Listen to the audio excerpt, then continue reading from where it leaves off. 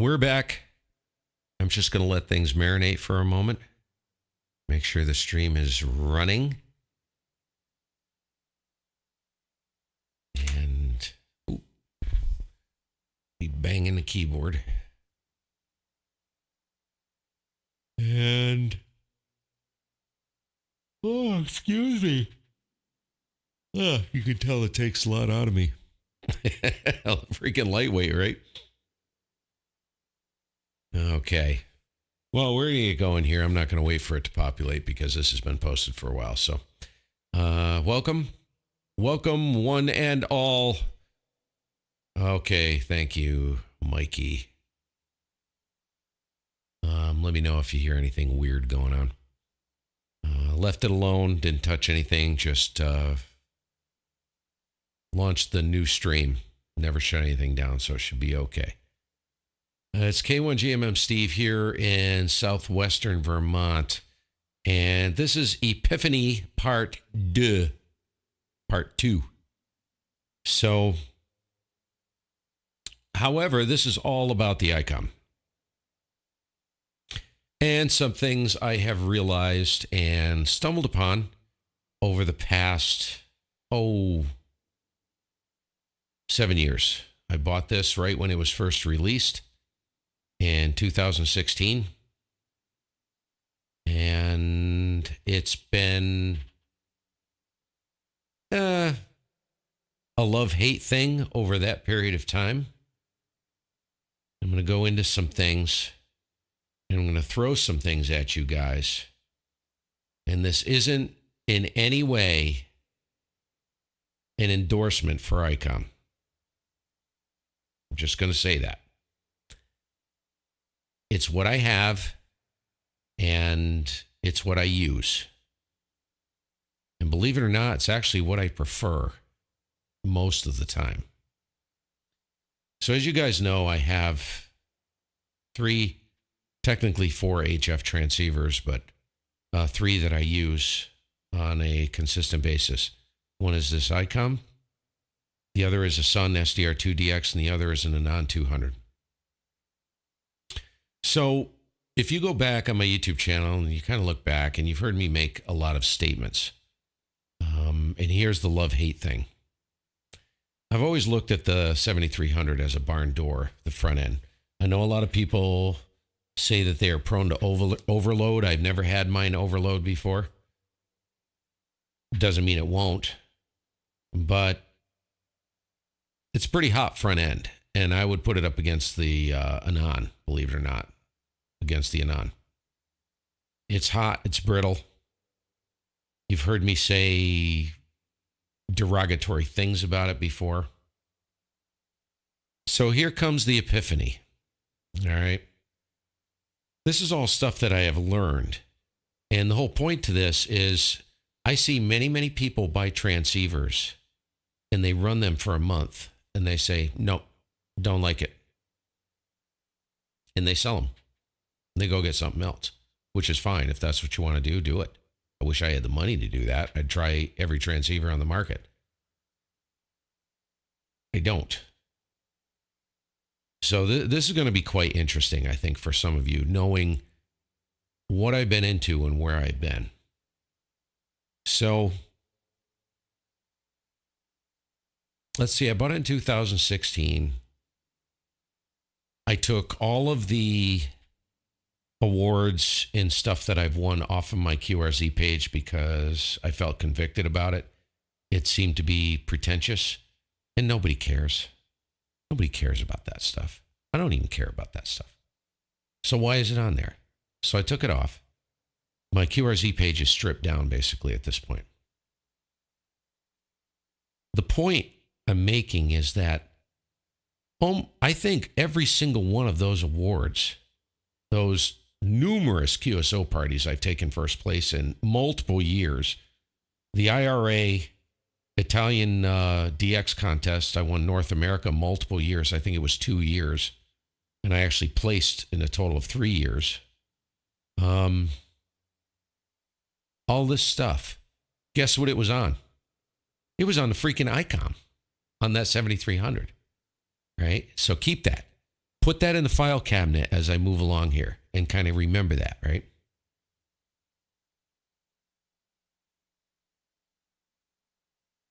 So I purchased it in 2016 and I freaking cranked on this thing, man. I have beat the living piss out of this radio.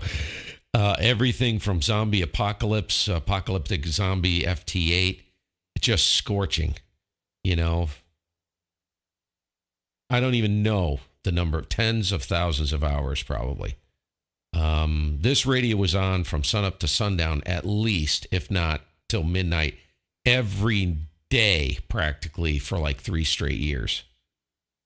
And if I wasn't on it, it was still running. Sitting here idling, and I'd come down and I'd look around and check out what's going on, you know. So, is it a perfect transceiver? Absolutely not. And hey, Andy, but I'm going to share with you some things that I stumbled upon in the past few months, which really have changed the way I view this little transceiver. Okay. And I'm going to make I don't know how to say it. I'm going to just throw stuff at you and get you thinking. And it's going to be Icom specific, but like I said, I'm not endorsing Icom. It's just some things I realized, right? So first thing I realized about the Icom 7300, it has period, nail in the coffin, best in class TX audio in a 2.9 kilohertz bandwidth. There is not another I have never heard a $12,000 7851 sound like one of these Icoms, like what these now maybe it's because they aren't trying to run them that way. Don't know. I've worked a bunch of $12,000 7851s, and I can tell you none of them sound like these things do, even with a regular fist mic plugged into it. All right, that's the first thing. And that's the reason why I bought the transceiver. And am I still happy with that? Oh, yeah. Oh, yeah. I'll say it again. I have been in talking with guys running 4K wide, and I'm running this little Icom. And I've had people say to me, oh, what are you running? What are you on, the Anon? And I said, no, I'm on the Icom. Think about that. Think about that. That's quite the testament to the PA and the audio chain in the 7300. If they can't tell the difference whether I'm on the 7300 or the Anon, which is touted as best in class TX audio, that's quite a remarkable thing. And that has happened more times than I can count. The people who know me, they're like, oh, what are you on the Anon today? I said, no, I'm on the 7300. Crazy, right? So, the second thing is, which never ceases to amaze me about this little radio, is the ease of connectivity, of connecting it to a computer. Basically, I just did a new install of the operating system. So I've had 3 different operating systems running since I bought this transceiver. I go to Icom, download the driver. Yeah. You guys probably say, yeah, there's other radios that do that. And I'm sure there are. I'm just making a point here. 3 different operating systems. I go to Icom, download the Silicon Labs driver, install it, turn on the power supply. Boom. It is there forever. I have never, ever had one single thing happen with this radio as far as from a connectivity standpoint. As far as it losing the COM port or something happens to the driver or whatever. Phenomenal. I'm not singing its praises. I'm going to just tell you what I have realized about this radio and where I'm going with this. All right. And the epiphany's coming. So, let's see what else.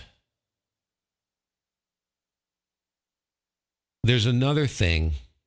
So I was working an event, two events this weekend. Okay. I was on the Sun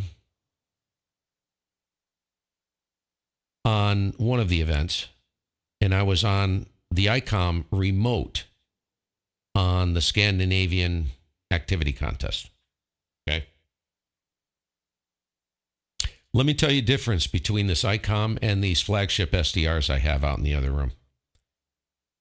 If you get in a very busy and crowded environment, Icom has what's called twin PBTs. Twin PBTs. So what it's capable of doing, it's capable of shifting both sides of the passband independently of one another. It is not an IF shift. And I can tell you the power of that, an SDR can't touch that. It can do the same thing, an SDR can, but it's much more tedious to do it with like an Anon Sunflex. The twin PBTs on the Icom, all you have to do is reach over and just give one of those, either the ring or the knob, depending on which side of the passband you want to affect. Just give that a twist and boom, QRM disappears just like that. You want to reset it? Push and hold the button, bang. It's literally light speed. So if you're in a crowded environment, and if you watch the video yesterday, I think it was one of the videos yesterday, or it might have been the day before, I said I should be on the Icom when I was on the Sun because of that feature. It's amazing. If you have an Icom and you're frustrated by QRM, you shouldn't be, because you need to learn how to run those because they are insanely effective, very effective. Okay, the hotness of the front end. It's a great receiver. However, it is a barn door. All right. And the audio quality of it tends to be brittle. It reminds me very much of the Anon. And I don't like the Anon for that. That's why I don't run it. I try to listen to these guys' videos running Anons on YouTube. I just shut them off. I can't even listen to it because it's like someone's driving a freaking railroad spike through my skull. 7300's very similar. I hear people running these wide open.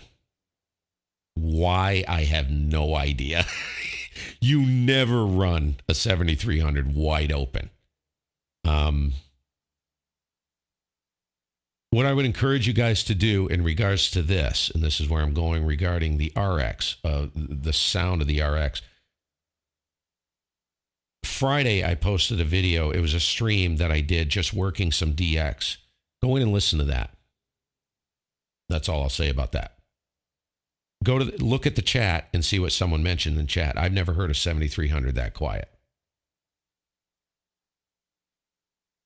This is all stuff that I've learned being unsatisfied with certain things.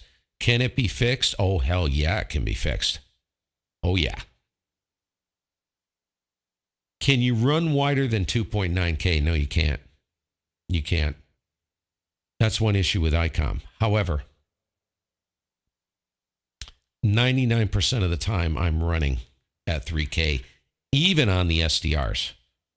I don't run wider than 3K very often anymore. That ship has sailed, water under the bridge. I don't care. I don't care because, like I said, I can run this Icom. And I had someone say to me, I think his name's Bill, he said, you know, Steve, he said, if I closed my eyes and I wasn't looking at the spectrum, I would swear you were running 4K wide. And I was only running 2.9 wide. And I was just testing it because I went to another microphone this morning. And I just lit up the HF Plus and I listened to the radio through. I was transmitting out of the dummy load. And I was picking it up on the HF Plus, running SDR console with the vertical, with a diversity antenna outside, out in the front. So I could hear actually what it sounded like, what the actual transmitted audio sounded like, right? So, and this isn't all about audio and all this other stuff. I'm just touching on this. Because that ship has sailed, that's all done. But I'm just giving you a picture, right? And this is the journey I've been on over the past 7 years. And you guys know this journey because anybody who's been frequenting the channel knows what I've been doing, right? And I'm really slouching in the chair because I'm tired. So, all right, so let's fast forward. There's another aspect I stumbled upon with the 7300. And this was about 3 months ago now. And it's what you're looking at on the screen. It's the RSBA1 software. If you have an inkling to do any kind of remote operation, all I can tell you is it's freaking brilliant, man. I am having more fun. I'm down here in the dungeon. I've been down here for 7 years in this man cave, and it is a cave. Most of my operation now is up in the living room next to the picture window. What is that flashing? And I just remote it with a laptop. If you go back and look at the stream that was posted Friday, just working DX on the shorties, that's all remote using a cheap i5 laptop. I think I paid $120-something for it. So, okay, so you got remote capability. You got best-in-class TX audio. You've got twin PBTs, which there's no other radio on the planet like this, where you can take both sides of the passband and shift them and wipe out QRM. See, IF shift moves the whole thing. The twin PBTs make each side of the passband independent. I can't tell you how many people I know don't know how to run those. It's one of the most powerful weapons for QRM there is out there. And it is exponentially easier than any of these SDRs. I know because I have two of the best here. Quick. This is quick. And it is quick. So, all right, so we covered that. So those are the things that have really affected how I think about the 7300, how I feel about it. I went through a period of time where I was like, meh, it's all right. So here we go. It's all right. I want to be able to run 4 kilohertz wide. I had my heart set on running 4 kilohertz wide. What did I do? I went out and bought an Anon. And then I drank some more Kool-Aid, and I decided, I'll go out and buy an SDR2DX. So I bought the SDR2DX. I love all those other two, the Anon and the Sun. I love them. The Anon is a tool. I've said it a million times. I use it when there's noise issues, but it is not my go-to rig because of the way the front end sounds. I'd rather have someone shoot me in the face, to be honest with you. I run that as a last resort to wipe out noise, because it's the only radio in production that has two ADCs that's capable of diversity noise canceling, aside from an RSP Duo dongle that has twin ADCs, so it can run diversity noise canceling. A lot cheaper than a non, 1/10 the price. But the Sun, love it to death. I love the sound of it. It's much nicer to listen to than the Icom. But here's where I'm going with this, and here's the epiphany, guys. And this may grate some people the wrong way, but just rub them the wrong way. You know, it's like taking a cat and grabbing it by the tail and stroking its fur backwards. And I'm not even going to apologize because I don't care. This is just what happened to me. And it started happening a few months ago. So I got these two nice SDRs out in the other room, right? So I had this realization, this epiphany. I come down the stairs, and it happened all at once, one day, in one morning. Walk through the door. There's two doors I have to get through to get into this room because it's the old recording studio. Now, the two SDRs, the Anon and the Sun, are in the other room. All right? They're on the other side of the wall over the PW1, which sounds like a friggin' A10 Warthog because the thing's so loud, I refuse to run it in this room with me. I like it quiet. It's like almost dead silent in here. And that's the way it is when I'm actually operating. I love it. No fans. There's fans running, but you can barely hear them. So I walk into the room and I look at these freaking radios sitting there. And I'm like, what are you doing? What are you doing? I already had my heart set. The Icom was already hooked up. It was already jacked in and ready to go. So I walk into this room, slam the door, light up the PW1 on the remote head, turn that thing on, turn on the power supply, turn on the Icom. And this was on 80 meters. I was just going to jump on with the guys one morning. And I'm sitting here thinking to myself, I've got like almost $4,000 worth of SDR transceivers out there that, I hate to say it, but in a 2.9 kilohertz bandwidth, overall, this little Icom, like I said, go back in and listen to that stream I did remote. I was remoting that on 10 meters, I think 12, 15. I don't know if I did 17. Listen to that. That system with the RxD AP running on the front end of this thing smokes those other two radios, the front ends of those two radios. Listen to it. Go in and listen to guys running Anons. All right, this is the challenge I have for you, which will put the nail in the coffin. Go to YouTube, listen to the guys running Anons, and then go back to that video I just posted on Friday. That's remote. I wasn't even sitting in the shack. That's that little friggin' Icom, right? Insane. I know I've got those radios. They're sitting in the other room. Natively, those radios can't touch this thing with the RxD AP system running on it. Now, that system, total cost of that is $25. In my view, that is a complete no-brainer. Why people don't run that, I have no idea. On everything. Doesn't make any sense to me. Whatever. Because there's a lot of development. I did a lot of work on that. And I am so spoiled that I can't even listen to other people's videos. I turn them on and I go, oh my gosh, I can't even listen to that. And I shut it off, right? So part of that is things I appreciated. The front end of the Icom, the native front end of the Icom is an abomination. It is. I'm sorry, guys, but it is. It can be fixed, and you've seen how it can be fixed on this channel. And it can actually surpass these $3,000 flagship SDRs. For real. The native front end of those SDRs. Listen to the artifacting on NR2, on the Anon. Listen to the Sun.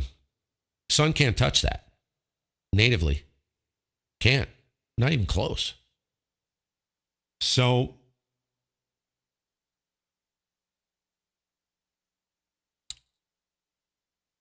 that was the epiphany. So what I realized was the reason, and I've said this over and over, but I made the same mistake. I've made the mistake. I've done the very thing that I said. Well, let me just say what I've always said. There's only one reason to buy an SDR transceiver, a full-blown SDR, and that's if you want to run more than 2.9 or 3 kilohertz wide. That's it. That's the only reason. Because you can eat those friggin' things for lunch with one of these. So can you live not being able to push audio out beyond 2.9 kilohertz, 3 kilohertz? That's the almighty question. So what I realized was I drank the Kool-Aid. I went and I bought those things. And to be honest with you, they sit there most of the time. They're not even used. So here's where things get good. All right, this is the good stuff.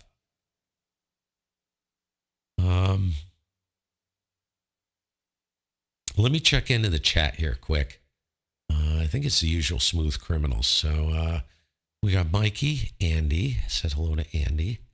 And Jose. How you doing, Jose? You are one of the big dogs. And there's Mikey again. Okay, Jose. Alesis.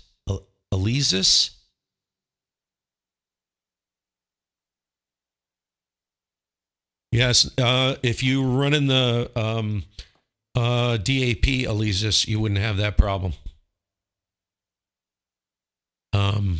You wouldn't have that problem because the DAP runs an infinitely variable bandpass filter and it works on the audio. It is a brick freaking wall. Also, there's another brick wall in the Bertom denoiser. Oh, yeah. It smokes those freaking SDRs. Go listen to it. Unfreaking real.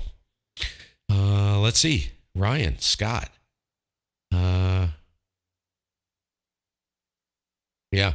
Yeah, Mike. See, they're awesome, aren't they? They were great. But the problem is, and Alesis is right, the problem is the 7300 is a barn door. I can tell you that on its face, the 7300 can't even come close to competing with a Sun or an Anon as far as the brick wall effect.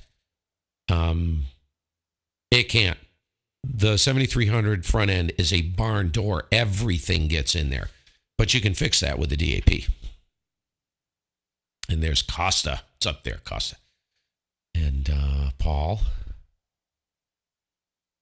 Hey, Paul, N4DME. Okay, here's where I'm going, which this is really interesting. On the screen, you see the RSBA1 software running. That is running on the Icom. Turn the display back on the Icom. And you really don't need to see my stupid mug. But in the bottom right-hand corner, let me pop this open full screen. So I just kind of poked around, right? And I pulled out some numbers for you. So if you were to, wonder if I have a tape measure down here. Wait till you hear this. Ha! I do. Oh, you can't see it. All right, hold on. Let me get rid of that. Let me get rid of that stuff. Hold on, guys. So let me do this. Let me wipe out the Icom. Okay, Icom's gone, and I'm going to take me out of there. Okay, you don't need to see me. All right. So if we go over here to the Icom, this is all, I started putting all this together in my head. This is crazy. Wait till you guys see this.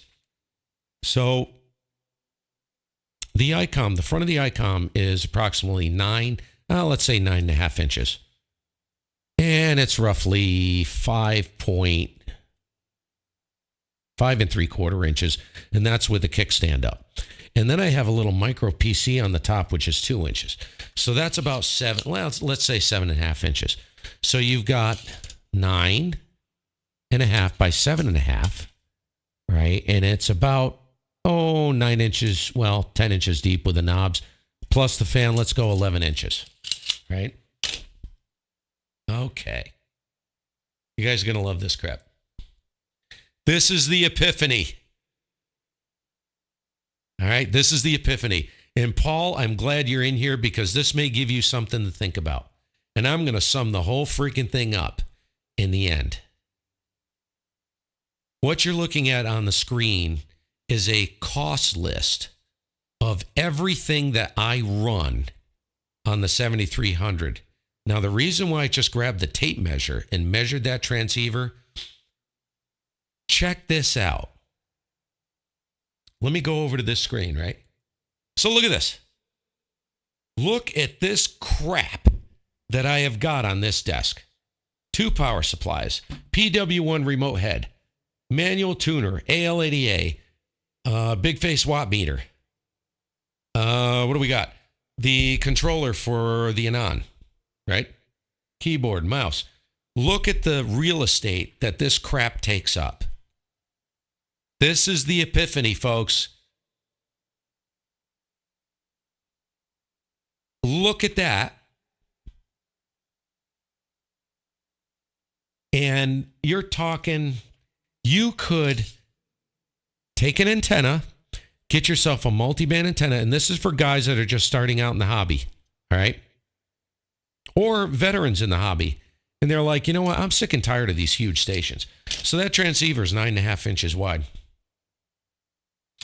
Go find yourself this is just too funny, man. I almost wet myself when I thought of this. Go find yourself a bookshelf. Oh, let's say, give it a little room to breathe. Maybe 10 to 14 inches wide, right? And maybe a foot tall. Let's say, well, you don't even need one a foot tall. What did I say? So you need one, 10 inches tall, right? So about a foot wide, 10 inches tall, and let's say, see, I didn't write it down. Oh, let's say 12 inches deep. So you got yourself a little bookshelf, or you got yourself a cabinet, right? You got yourself a cabinet. Find a U7300 around. Jam it into a freaking bookshelf. Run a piece of coax to the back of it. Build yourself a smoking multi-band antenna. Get yourself a laptop and a little micro PC. Set up a server for the RSBA1. And you don't even need to sit at the freaking station, man. You can run that anywhere in the world remotely as long as you have connectivity, Wi-Fi access. I've done it through the cell phone. I tether the laptop to the cell phone. Or I sit upstairs and I just use the LAN, the Wi-Fi inside the local LAN. Right off the laptop.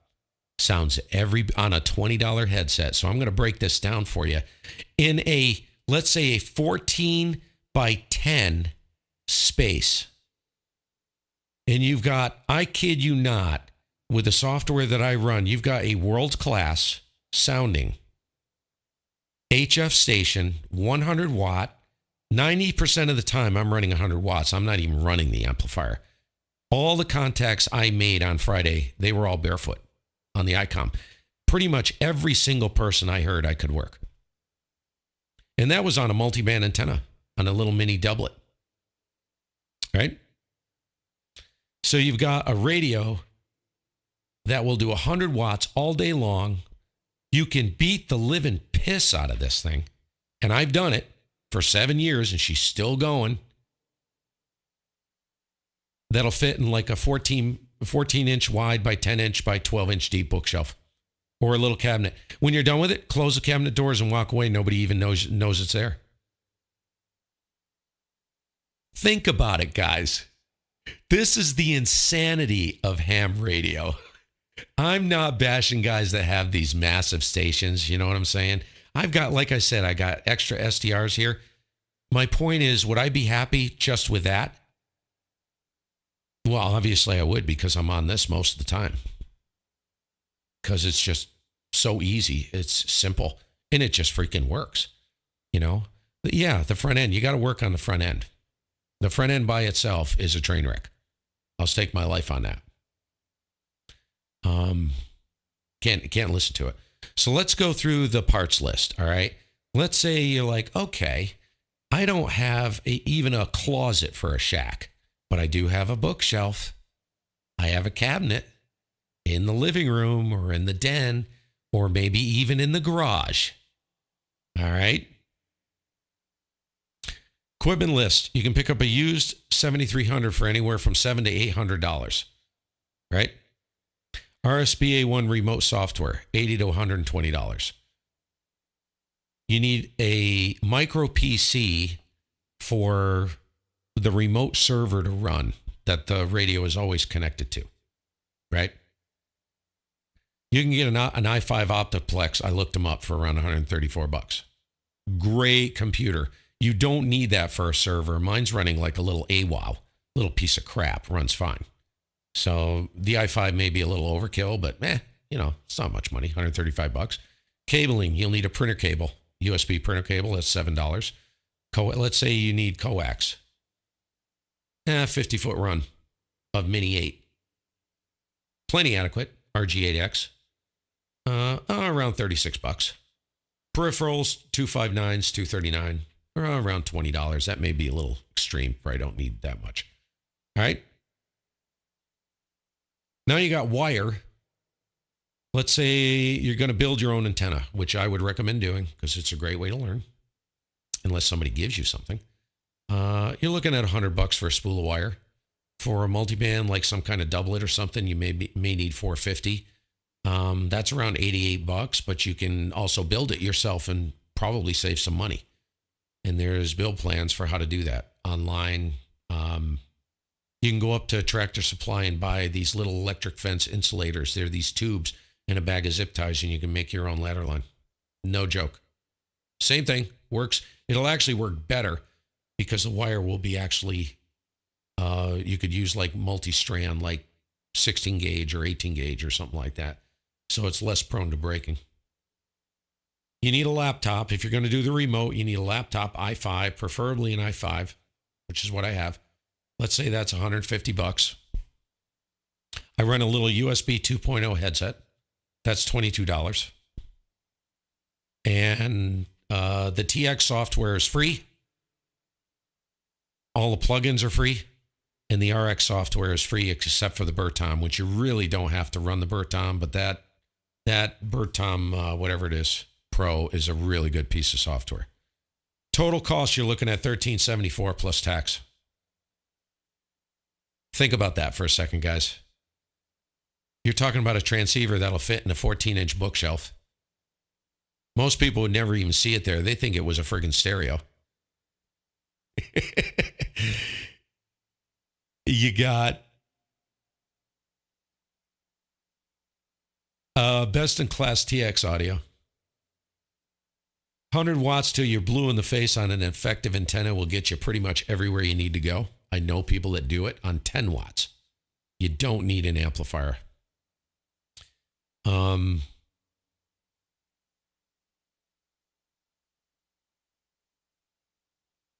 Things you can do to the front end to tighten it up and actually make it beat. It will smoke any of these SDRs. Like I said, go check that out from Friday. Stupid good. And pay attention. Most of those guys, I shouldn't say most, but there's a lot of guys in there. If you go in and look at that video, they were actually an S0. Listen to that. It wasn't even bumping the S meter, and it sounded like they were 20 over. Yeah. That's what I'm talking about, man. What you can do with this thing, the options it gives you that you have at your disposal. A lot of people will say, well, $1,374 is a lot of money. It is a lot of money to some people. It is. So you start small. You just pick up the transceiver, right? You set it up somewhere. But see, what I wanted to present to you were the things that I realized. It gives you so many options. The option, and I can tell you the remote ability. Let me switch over to the screen. The remote capability of these Icoms is second to none. First of all, the 7300, it does require an external server, so you have to put it on a little PC, right? Something has to run the server. The radio needs to be connected to it.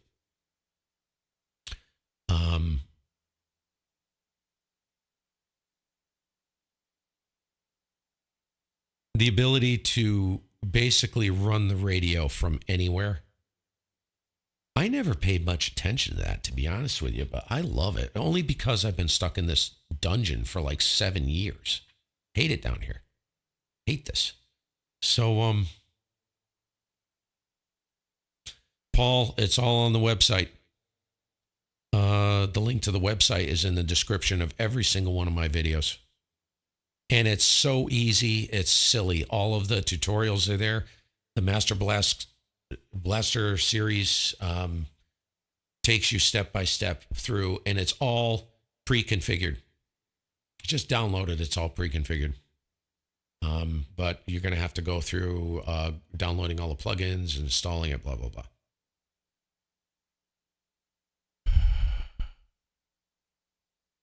So, all right. So that's pretty much it.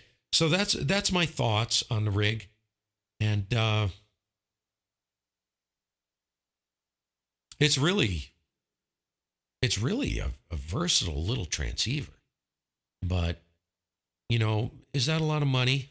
To some people it is. But if you think about that, everything on that list, and I'll end it here. That's no joke. Go do your homework. Go check it out yourself. Where am I? Go look it up yourself.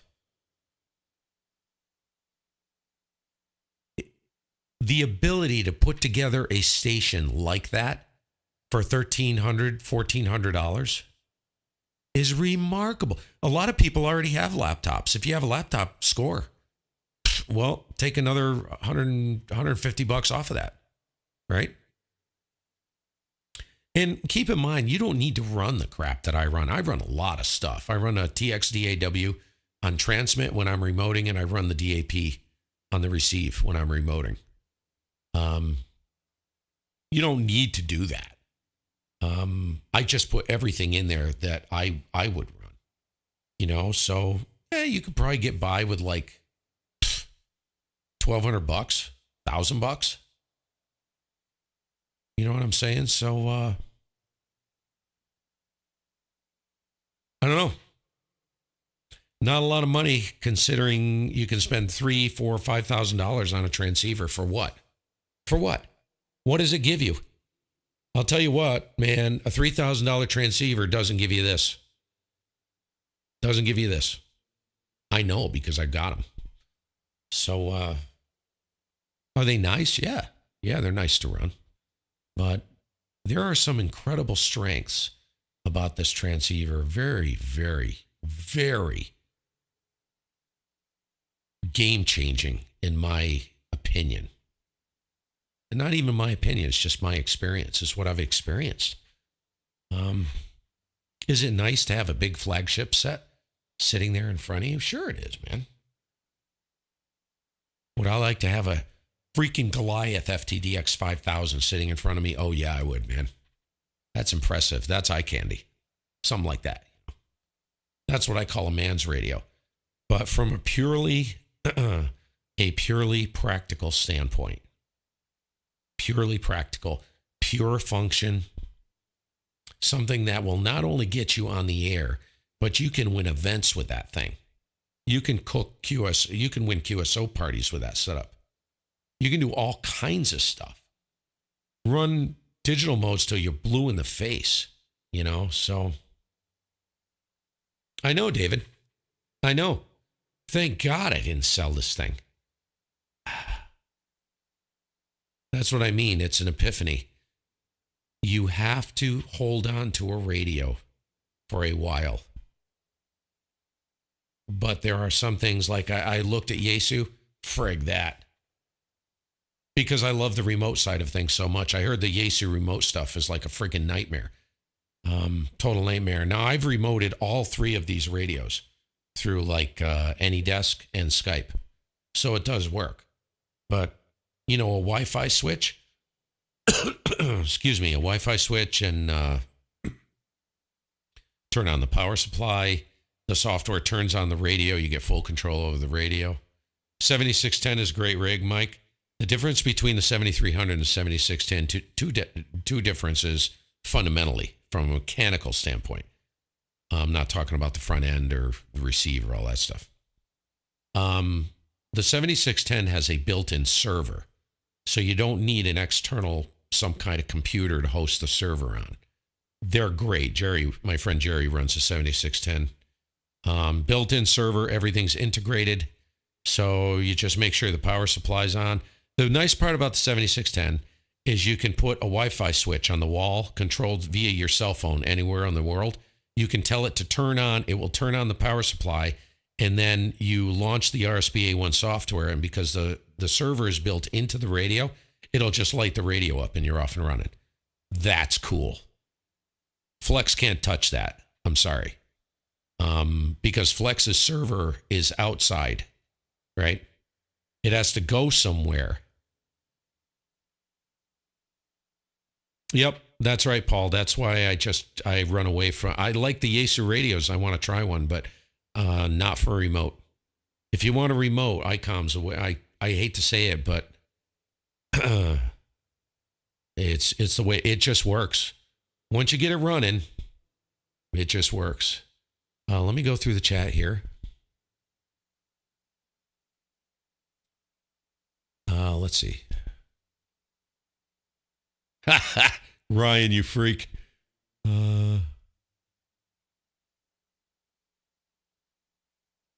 Yeah, see, that's the thing, Jose. KP4CZ. I love, and you can tell when you go in and you listen to the couple videos I did yesterday and Saturday. In those events, I was running the Sun. It has a quality to the receive that you just don't get on the other radios. It's very smooth, very comforting. I was explaining to Glenn, I spent basically the entire weekend on the radio from Friday through Sunday. I shouldn't say that, but I was on it for a lot of time and on them, on the Sun, Saturday and Sunday. There was nothing fatiguing about that experience. Nothing. My ears didn't hurt. I never got fatigued. It's the only radio I've ever had where I don't have fatigue. You know, it's just so silky smooth and warm and reminds me of that old Kenwood 430 I had. Really nice sound and receive. Just need something extra to play with, but definitely aggressive. Yeah. Yeah, it comes down to Costa. It comes down to, what you want to. And like I said, I'm not bashing the other stuff at all. I mean, this is really geared for someone who doesn't have a lot of room, wants something that people will not be able to tell whether they're on. They'll think you're actually running in a non at 3 kilohertz wide. That's pretty incredible when you think about it. Yeah. And that's no joke. Amazing. And clean. Also the cleanest PA outside of an Anon with pure signal. You can look at a 100-watt Anon and you can look at a 100-watt Icom with a properly set ALC, and you will not be able to tell the difference. They are literally railroad tracks. Cleanest PA of any modern any transceiver on the market right now outside of an Anon, period, hands down, at 100 watts. That's what I mean. People are like, oh, you must be on the Apache. I said, no. I'm like, you got to be freaking kidding me. I mean, that thing sounds freaking bombastic, man. It does. You can't tell that I'm only running 3 wide. It sounds like I'm running 4. It's a tiny little radio. I look at it as a toy, and you've heard me say that before. It's a toy, but I've kind of changed my view on that, man. It's a cracking little radio. For what you can do with it, holy crap, and easy to use. But I don't know if I'm going to be putting the information up on the website because there are some things that you need to do with the Icom to get it to really sing on the RX side. If you're running the RX DAP, some things you have to do, and we'll bring it into a whole different realm. It'll, like I said, it'll smoke those Apaches and Suns and Flexes natively. The native front end, and I hate to say it, but this radio will actually smoke the Sun running the RX DAP. And all I'll say about that is the reason why is because the Icom has a 20 dB preamp. The Sun does not. Preamp is key. I'll get into that I'll be putting that information on the website. That's what makes this radio work so well with the RX DAP. I just found this out about 3 weeks ago. I was like, oh, I wonder what would happen if I did this. So I'll have some updates on settings and stuff. Holy crap is all I can say. All right, I'm going to wrap it up. I'm out of here. Scotty boy. Remember when you were, okay. Yeah, see, Jose, I pass all my stuff virtually through the USB audio codec. Very, very clean.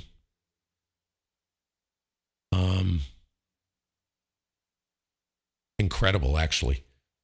You got to go in and you got to make a change in the menu for that live stream with the 7010. Okay, 50.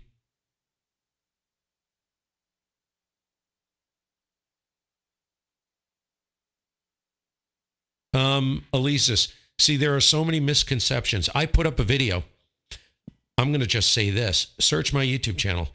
I put up a video. I was listening to these guys talking. They said, oh, it doesn't go below 100 hertz.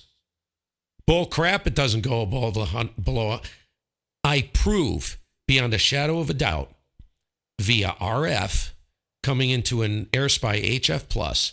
I have audio from 40 hertz, a lot of audio from 40 hertz to 3.1 kilohertz coming out of that 7300.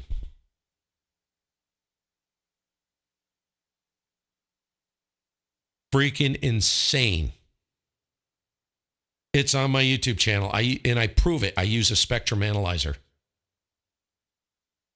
Crazy. Telling you. If you want TX audio, best in class of any transceiver outside of an Anon, and I'm talking 40 hertz to 3.1 kilohertz, I proved it. I blew that notion completely out of the water. Don't believe anybody who tells you that you can't push audio below 100 hertz on an Icom 7300. Blatantly not true. And I proved it. And if they dispute it, point them to that video. Proof in the pudding. And if they still don't believe it, then you can't fix stupid. That's all I'll say. I'll see you guys later. Have fun. I'm out of here. Totally lost my voice. A big afternoon, right?